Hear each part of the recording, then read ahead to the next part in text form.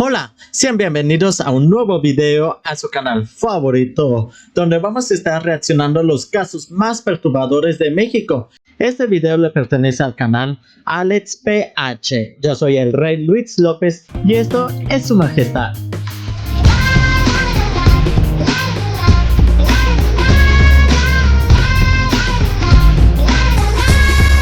Sabemos que en México pasan un buen de cosas siniestras y perturbadoras, pero el otro día estaba leyendo un caso y me hizo preguntarme cuáles son los casos más perturbadores de México. Hoy quiero explorar algunos de estos, así que iremos de lo más inusual a lo más perturbador. Vicente Sotelo y Ricardo Hernández eran estos dos amigos, los cuales trabajaban como conserjes del Centro Médico de Especialidades de Ciudad Juárez. A inicios de diciembre de 1983, Vicente estaba en su rutina de trabajo diaria, cuando uno de los encargados del hospital se acerca con él, preguntándole si deseaba algunos de los materiales del hospital que ya no usaban, esto para que los pudiera vender como chatarra. Vicente responde que sí, y un par de horas más tarde regresa junto con Ricardo. En este punto el encargado les da acceso al almacén. Una vez dentro se dan cuenta de que no hay gran cosa, solo algunas sillas en mal estado, mesas, y uno que otro dispositivo electrónico obsoleto, pero tras unos minutos de estar viendo qué se llevarían para vender, notan que al fondo del almacén se encuentra una máquina grande. Esta les llama la atención inmediatamente.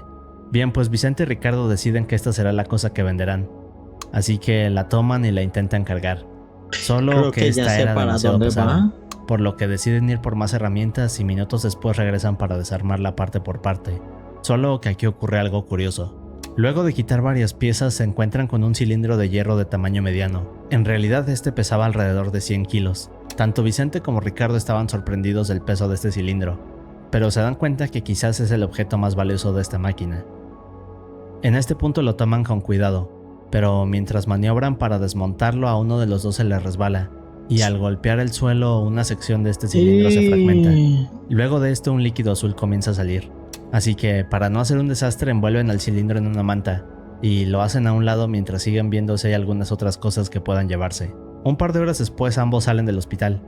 Llevan un par de piezas y el cilindro envuelto, el cual echan en su camioneta. Días después venden todo esto en un deshuesadero y les pagan $80 aproximadamente. Solo que un mes después, en la segunda semana de enero de 1984, sucede algo siniestro. ¿Murieron? Era un día normal cuando el Laboratorio Nacional de Los Álamos en Nuevo México detecta una anomalía. Bien, pues la anomalía que el laboratorio había detectado era una gran cantidad de radiación pasando por afuera de sus instalaciones. Al principio no entendían qué pasaba, pero minutos después, al buscar en los alrededores, se dan cuenta de que los escáneres detectan radiación viniendo de un camión que llevaba varillas de construcción. Este camión estaba estacionado y pertenecía a una empresa de Chihuahua, México, por lo que se comunican con la Comisión Nacional de Seguridad Nuclear y Salvaguardias de México, y aquí comienza una investigación. Nadie entendía cómo era posible esto, pero días después, al rastrear el origen de las varillas radioactivas, se dan cuenta de que estas provenían de un deshuesadero, y al ir a este sitio descubren algo increíble. Que todos estaban muertos de... Resulta que el deshuesadero estaba seriamente contaminado de radiación. El problema es que luego de esto la investigación comenzó a complicarse y se retrasaría un total de 2 meses más. Pues obvio, del líquido de la máquina esa. Ay. 2 meses en los cuales no hallaban ninguna pista, pero en los cuales la radiación se propagaba poco a poco por las calles de la zona.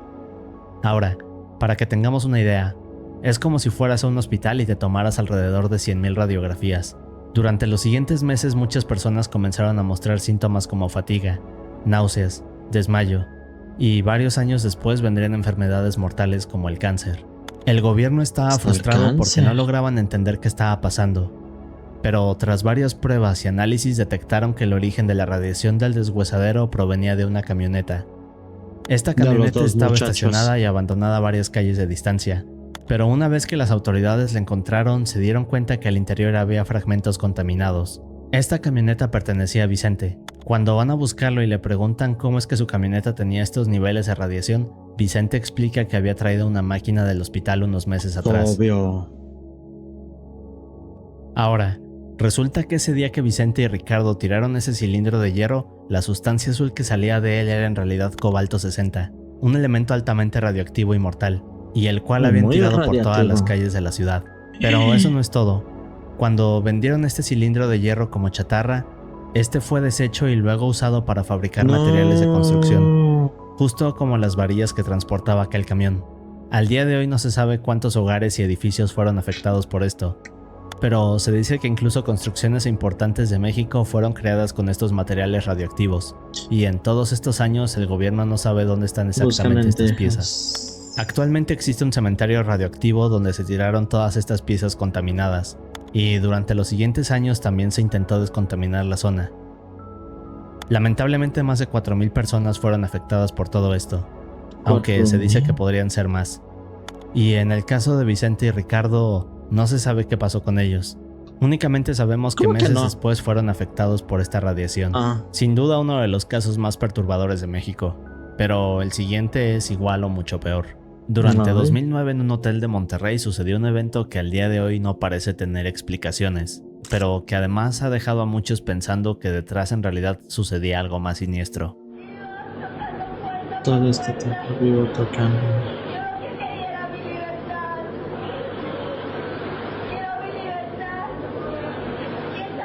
¿Quién sabe todo esto? Carlos Slim. Libertad. En el video vemos a esta chica histérica mencionando que quiere su libertad. Ahora, no tenemos mucho contexto, pero otra de las cosas que menciona es que el hijo de Carlos Slim, la 11ª persona más rica de México, sabía de esto. Pero, ¿de qué nos está hablando? Gabriela Rico era esta supermodelo de 21 años que tenía una carrera bastante exitosa. Ahora, aquí viene una de las partes más misteriosas de esto. Por lo que estuve leyendo, se supone que esta chica era muy conocida en México durante este periodo. Apareció en algunos programas de TV, revistas, y digamos que tenía cierta notoriedad en el país. O bueno, eso es lo que dicen algunos sitios de internet. Pero la parte extraña y que es lo que hace misterioso a este caso es que si hacemos una búsqueda en internet con este nombre no encontraremos absolutamente nada. Debido a esto es muy difícil comprobar todo lo que vimos. Pero, ¿por qué no podemos encontrar nada sobre ella? Regresemos un poco. En agosto de 2009, las personas de México encendieron su televisión cuando el video que acabamos de ver fue transmitido. Así que tenemos un poco más de contexto. Murillo no debió haber matado así. Sus hijos valen mucho la pena. Ellos necesitan sus padres. Me va a doler en el alma que me lo hayan quitado. Déjame en paz, porque llevaron al Ministerio Público y me dijeron en que esta no sabía parte del nada. video, Gabriela parece acusar a alguien del asesinato de Muriño. Ahora, Muriño era este político mexicano que quería enfrentar al narcotráfico y quien había muerto meses atrás bajo circunstancias misteriosas cuando el jet en el que viajaba se estrelló. Luego de esto, 2 hombres vestidos de policía aparecen en el video e intentan agarrar a ¿Policías de hecho? Gabriela, solo que esta sigue diciendo cosas y parece alterarse aún más.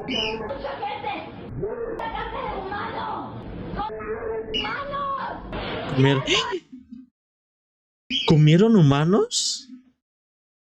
Yo no estaba enterrada de nada. ¡Ay, no! Entonces sí la perjudicaron mucho. Porque pues dice que comieron humanos.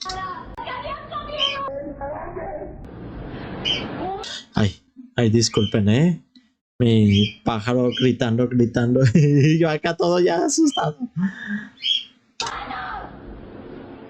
En este punto Gabriela nos revela algo aterrador. No sabemos a quién se refiere o qué es lo que vio, pero parece muy asustada y asegura que este grupo de personas hasta me pasa el susto a mí. Misteriosas comían. Luego de esto, una oficial llega y segundos después Gabriela es subida a un auto de policía, pero a partir de aquí no se sabría nada más de ella. Así que, ¿qué pasó realmente ese día? Bueno, como dije, este caso es difícil de investigar, pero hay un par de teorías interesantes. La primera de estas y la más famosa es que luego de este evento Gabriela desapareció, debido a que estaba revelando todos estos secretos los cuales involucraban al hijo del hombre más poderoso de México. La otra teoría menciona que Gabriel estaba actuando de esta forma debido a que tal vez había tomado sustancias que habían alterado su estado. No. Para que estés actuando así de esa manera es porque efectivamente vistes algo, tienes una información y estás reaccionando así porque pues si se hubiera tomado algo pues estaría comportándose más diferente.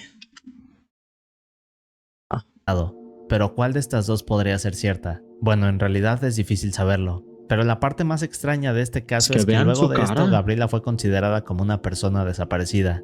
Sin embargo, no hay ningún registro o indicio de la policía que lo demuestre. Tampoco hay información de ella en línea. Y lo más extraño es que se menciona que luego de este incidente Gabriela fue llevada a un centro de rehabilitación fuera de México. Pero de nuevo, durante estas fechas no hay registros de ninguna Gabriela. Al día la desaparecieron. De hoy no hay rastros de ella. Es como si la tierra se la hubiera tragado. Es un caso muy extraño y uno de los más intrigantes de México. Pero ahora veamos uno más oscuro. El 3 de mayo de 1975, un piloto mexicano se encontraba volando, cuando a lo lejos ve algo inusual. Minutos después, la torre de control de la Ciudad de México recibiría una llamada de emergencia.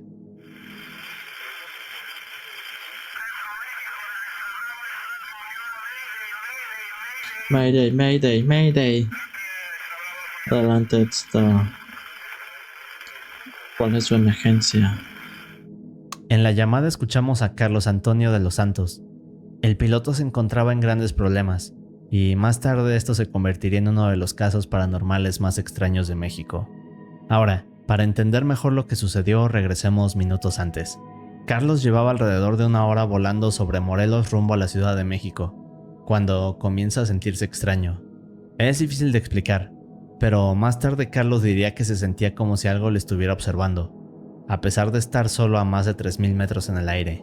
Poco después se da cuenta que sobre el ala izquierda del avión hay un objeto plateado de forma circular. En cuanto ve esto, Carlos Marcianos.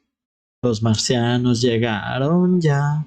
queda aterrado, pero casi inmediatamente se da cuenta que del lado derecho había exactamente un objeto igual al anterior. En este punto comienza a ponerse ansioso. No sabe qué hacer, y mucho menos sabe qué intenciones tienen estas cosas.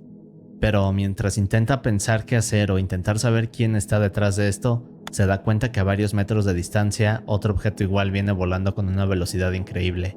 Aquí decide tomar el timón e intenta elevar el avión, pero por alguna razón sus equipos de navegación y de control quedaron inactivos. Carlos intenta jalar el timón con más fuerza, pero este no responde. De igual manera intenta apretar algunos botones en cabina, pero estos tampoco lo hacen. Mientras hace todo esto se da cuenta que este tercer objeto da una vuelta, y luego se pone debajo del avión. En cuanto hace esto, Carlos siente un golpe en la parte baja de la cabina. Luego de esto el avión comienza a perder el control, y es cuando Carlos contacta a la torre de control de Ciudad de México. No. Extra Alfa Unión, estoy volando sin control. El avión va sin control, yo no estoy controlando el avión. Los marcianos lo estaban controlando. Ay no, qué miedo. Volar. Tengo 3 objetos visuales no identificados volando alrededor de mí. Tengo 3 objetos. No sé. Precipitó hacia el avión y me pegó en la parte inferior del avión. Ay. Ahora, en la llamada escuchamos a Carlos pidiendo ayuda, pero al momento de decir esto siente como el avión comienza a elevarse por sí solo, hasta que llega a los 4500 metros de altura. En este punto pensaba que estaba a punto de sufrir un accidente, así que lo único que hace es llorar y comenzar a rezar. Durante varios minutos estuvo así, hasta que de la nada aquellas naves desaparecen. Bien, pues Carlos por fin retoma el control del avión, pero aquí hay otro problema. Luego de unos minutos intentando apresurarse para llegar al aeropuerto de la ciudad, Carlos comienza a descender. Activa el equipo de aterrizaje, solo que este no responde debido al golpe que le dio aquella nave misteriosa. Efectivamente. Una vez más, Carlos se vuelve a comunicar con la torre de control y explica que tendrá que hacer un aterrizaje forzoso. Un par de minutos después el aeropuerto es cerrado y la pista de aterrizaje se despeja. Al final de esto, Carlos tuvo que hacer varios intentos para aterrizar, y en el último de estos, por alguna extraña razón, su equipo de aterrizaje volvió a funcionar. Pero, ¿qué ocurrió aquí realmente?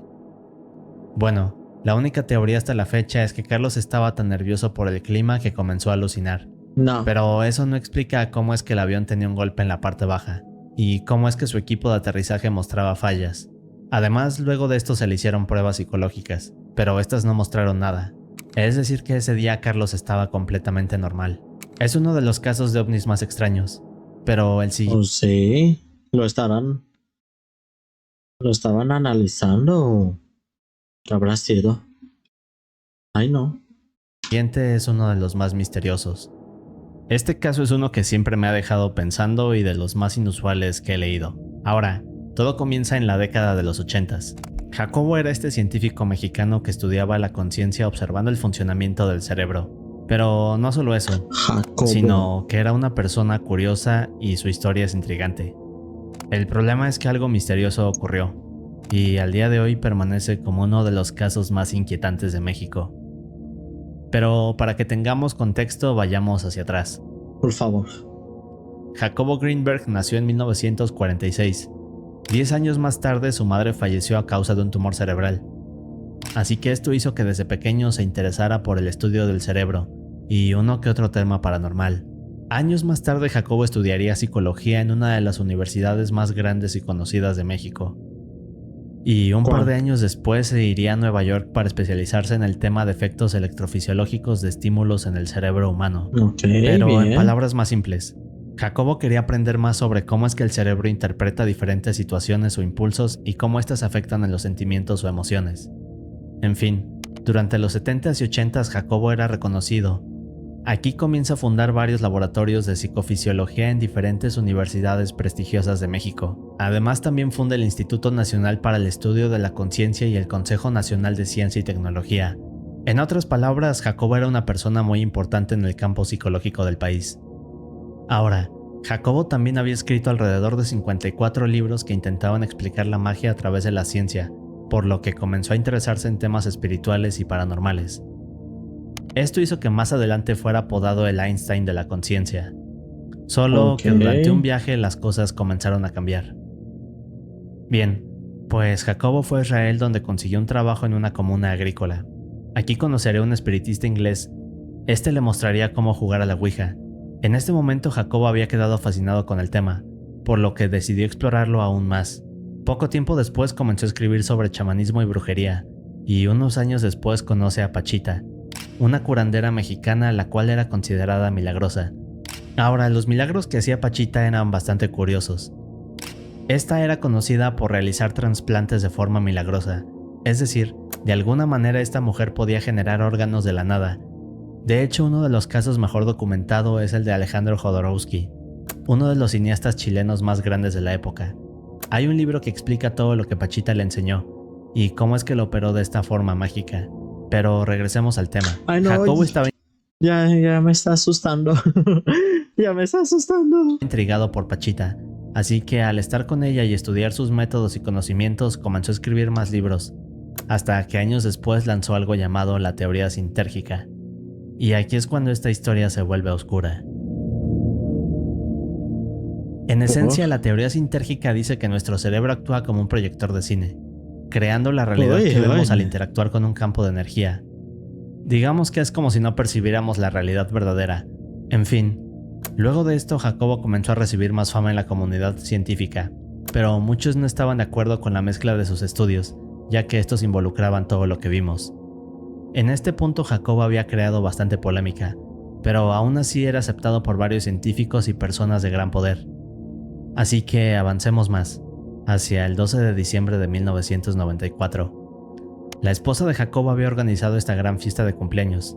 Todos estaban esperándolo, pero tras varias horas Jacobo nunca llegó, solo que aquí es cuando nada parece encajar.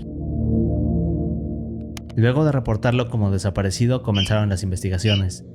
Lo primero que la policía encontró sobre él fue que 4 días antes de esta fiesta Jacobo había estado con un amigo, al cual le había mencionado que estaba a punto de hacer un viaje largo a la India. Las autoridades investigaron todo esto, pero tras revisar sus papeles y registros, se dieron cuenta de que Jacobo nunca tomó ningún vuelo.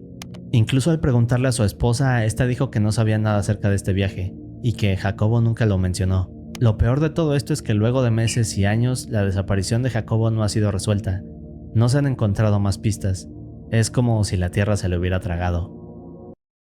Lo desaparecieron. Algo sabía él que el mundo no quería que lo supiéramos. Ahora, hay muchas teorías que hablan de la desaparición de Jacobo. Bueno, yo digo, ¿no? Yo digo.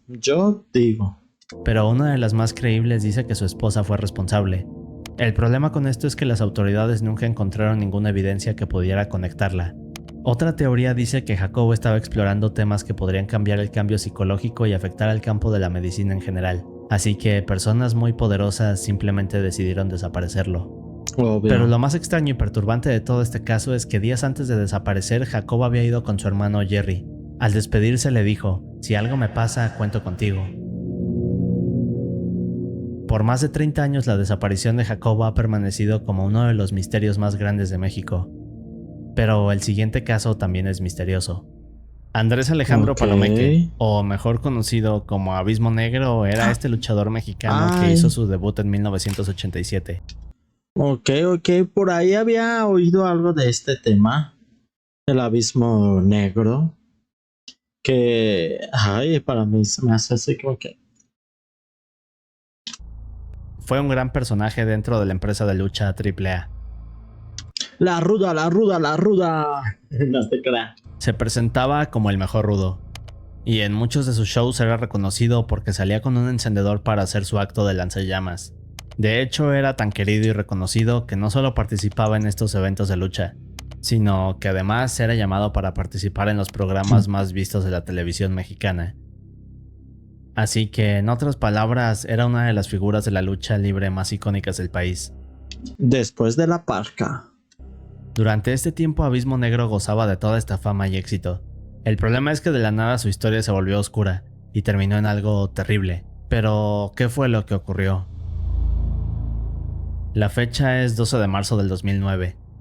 Abismo Negro venía a bordo de un autobús rumbo a la Ciudad de México, cuando aproximadamente a eso de las 12:30 am, en el kilómetro 190 de la carretera Mazatlán-Tepic, algo inesperado ocurre.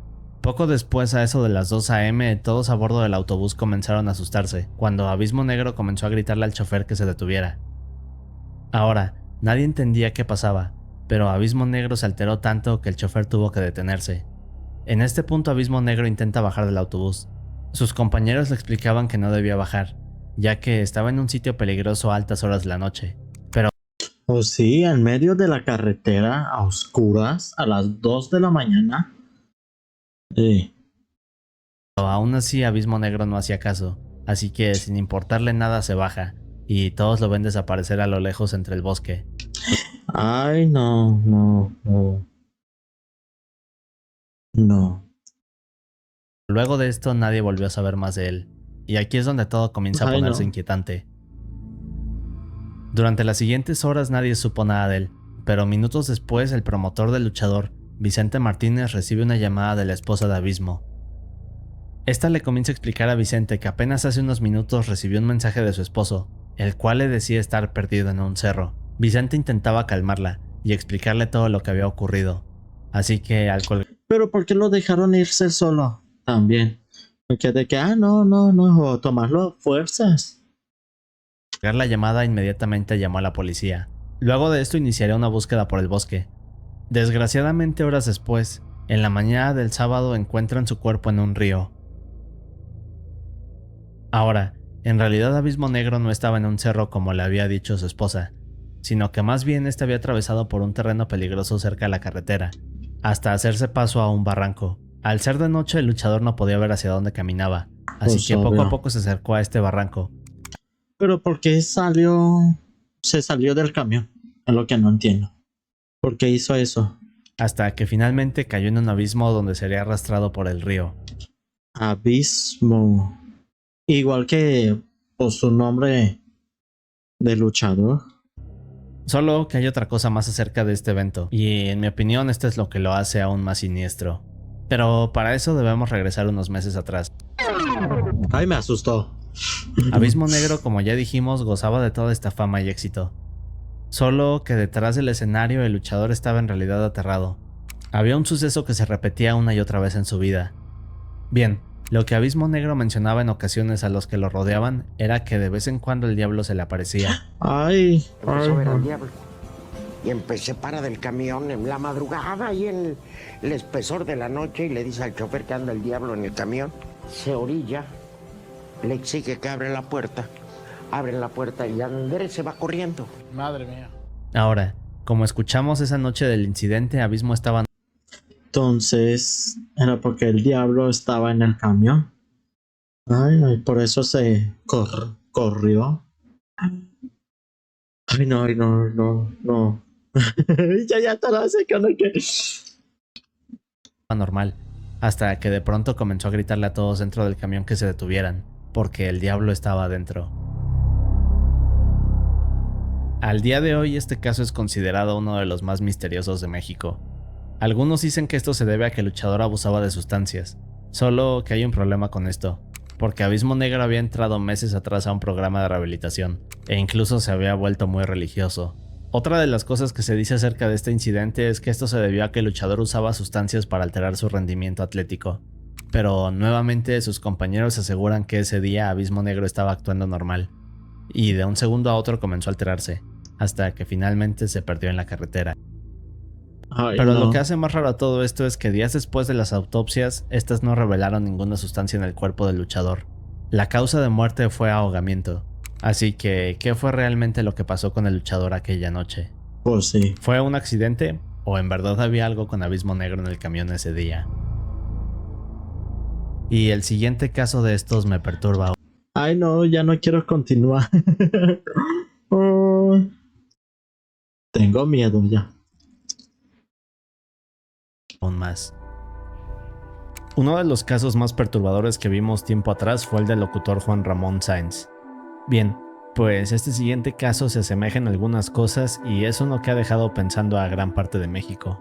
Ángel Roberto Ordóñez era este locutor de radio conocido en Chihuahua, el cual tenía 2 programas de radio muy escuchados.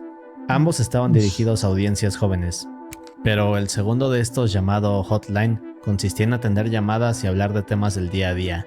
Bien, pues durante una noche de octubre del 2008 en uno de estos programas, el conductor estaba atendiendo llamadas del público para que contaran experiencias paranormales.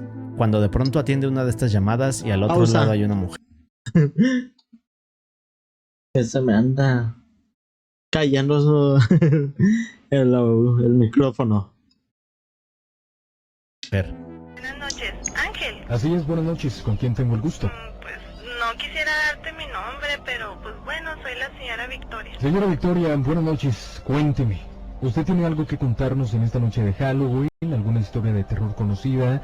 ¿O bien alguna anécdota de una persona cercana a usted? En la llamada escuchamos que Ángel le pregunta a esta señora si tiene alguna historia de terror que contar. Pero aquí es cuando todo comienza a cambiar. Ahora, no, me estoy la señora asustando. comienza explicando que no creía en estas cosas, pero que había estado intentando guiar a su hija de 17 años por el buen camino y hablarle de Dios. Y aquí es cuando la historia comienza a ponerse más extraña. Ajá. Hace como 5 meses, mi hija Natalia pues empezó rara. No sé, se juntaba Con puros de reggaetón, señora. Su hija es una reggaetonera. con otras amigas y algunas mayores que ella, pues yo sentía como que la estaban cambiando y no sé, empezó a vestirse diferente. El reggaetón te hace cambiar. Y pues nos estaban diciendo de que las encontraron pues jugando a la Ouija Ay. y que tenían fotos de los maestros y de alumnos, así como si estuvieran haciendo brujerías, no sé. La señora explica que su hija había cambiado de comportamiento en unos cuantos meses sin Ok, ninguna no era explicación lógica. reggaetonera. Más adelante explica que junto con otras de sus amigas, su hija había comenzado a jugar a la Ouija, y que incluso habían sido suspendidas de la escuela. Ah, Fue fuerte la falta que ellas cometieron. pues la suspendieron y ahorita está sin ir a la escuela y me trata súper mal, me grita, hasta parece como si alguien estuviera dentro de ella. Ya no era su hija. Ya no era esa Natalia. Se comporta de una manera muy extraña, la verdad estoy bien preocupada. Ajá. Sí, abrí el closet y encontré una foto de su papá rodeado Ay, ay, ay, ay. de velas Ay, ay, negras. me estoy En asustando eso ya. ella entró y me amenazó, me gritó horrible, me dijo muchas cosas, groserías. Ay, ay, ay, ay. Aquí menciona que su hija se había vuelto más agresiva y Me además estoy que había asustando. encontrado velas negras en su closet. Era como si su hija no pudiera razonar, o como si no fuera ella misma. Luego de este evento, la madre había intentado hablar con su hija para hacerla entender. Aquí comenzaron a rezar pidiéndole a Dios que las ayudara. Seguido de esto vino un poco de paz a su hogar, pero esto no duró mucho tiempo, y aquí es donde la llamada se vuelve aún más aterradora. No, me siento bien mal, siento como escalofríos, como mucho frío. Estaba ahí presente con ella. Ay, señora Victoria. Yo no sé qué pasa. Victoria, señora. ¿Está bien, señora? Señora, bueno, pues parece que hemos perdido la llamada. No, Bu- no, aquí sigo, Ángel. No sé qué me pasó. Me sentí mal. Te digo que mi hija me odia. Así que parece que algo ocurre con la señora al otro lado del teléfono. Ángel decide intervenir para preguntarle si está bien. Luego comenzamos a escuchar a la señora más afligida explicando más de la historia, y de la nada pasa algo inesperado. Endemoniada, no sabíamos qué hacer. Ay, Ángel, espérame un segundo. Creo que Sí, se señora, acaba de... señora. Qué miedo, Ángel, ya no lo puedo soportar. Está bien, si gusta comenzamos ya la conversación, señora. Señora, ¿está bien? Escucha, Señora. qué miedo, que alguien me ayude, Señora. por favor. Hija, ¿qué tienes? ¡Ay, qué es eso! Señora, por un momento, señora. Victoria, señora,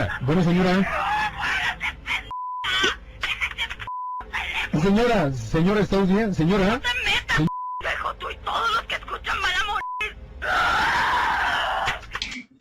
Ay, y yo escuchando. Ay, ay, ay, ay.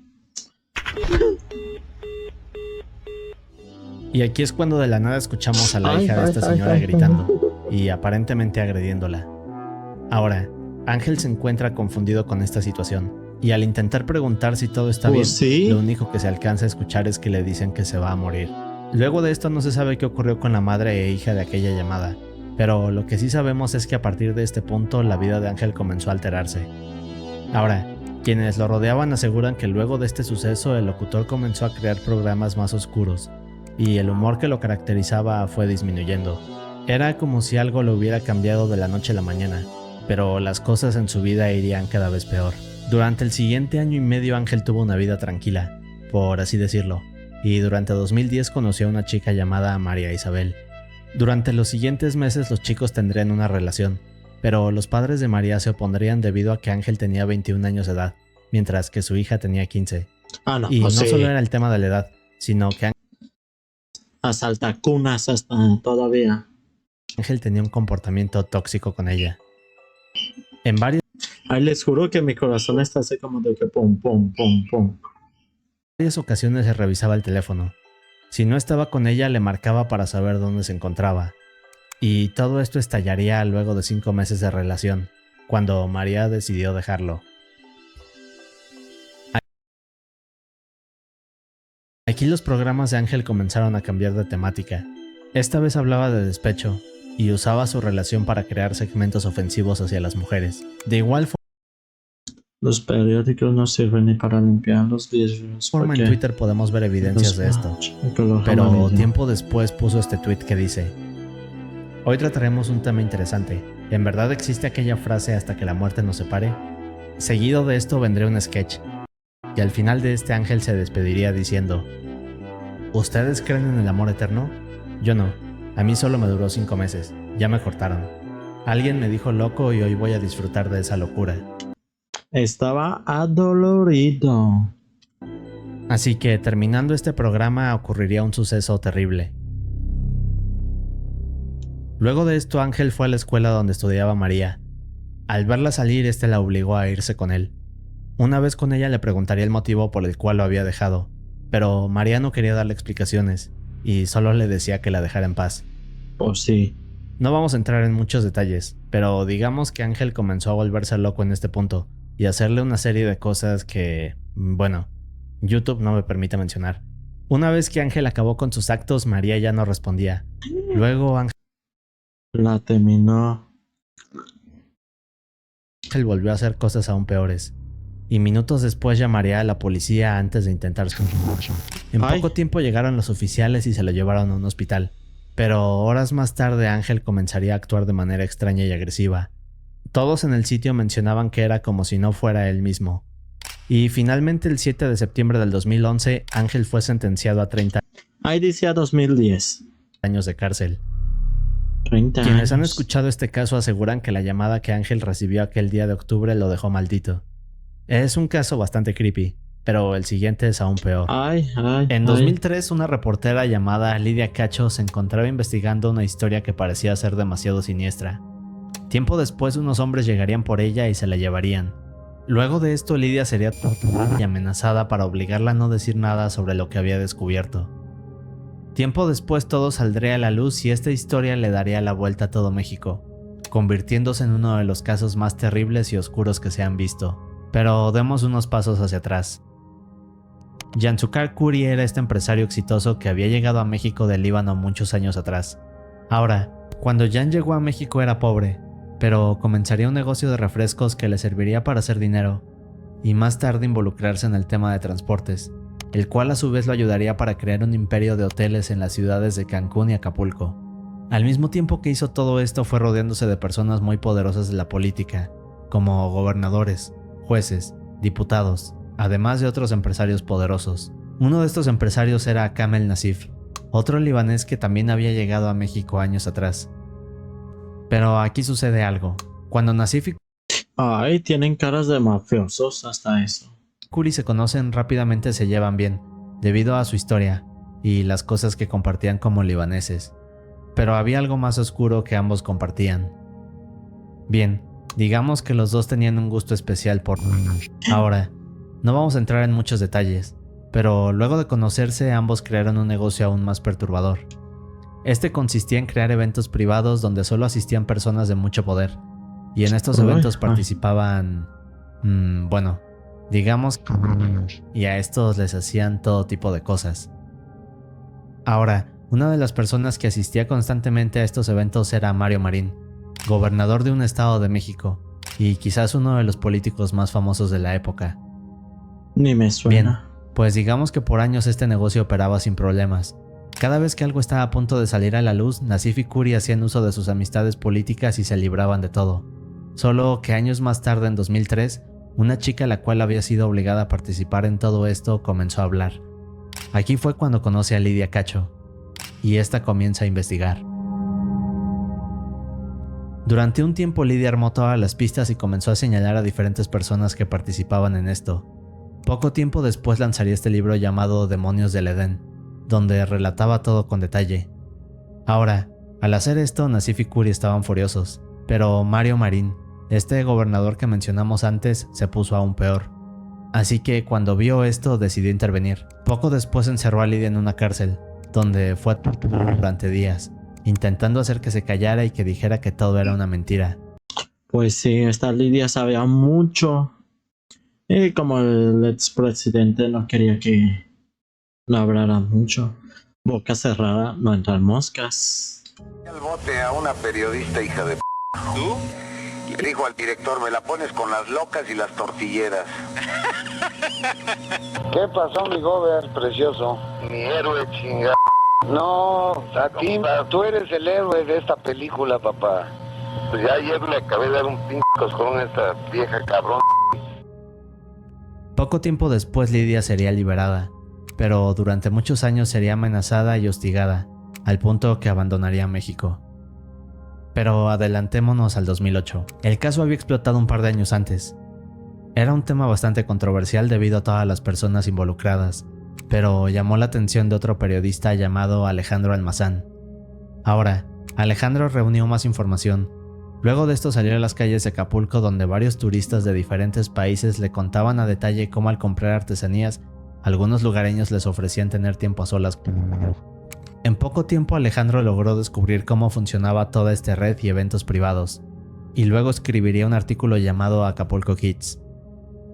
Es uno de los casos más extensos y siniestros de todo México, o quizás de todo el mundo. Al final, Curi recibiría una sentencia de 112 años, y Nasif al principio fue atrapado, pero luego liberado gracias a sus influencias. En el caso de Lidia recibiría un premio por su coraje como periodista, y al día de hoy sigue trabajando como reportera.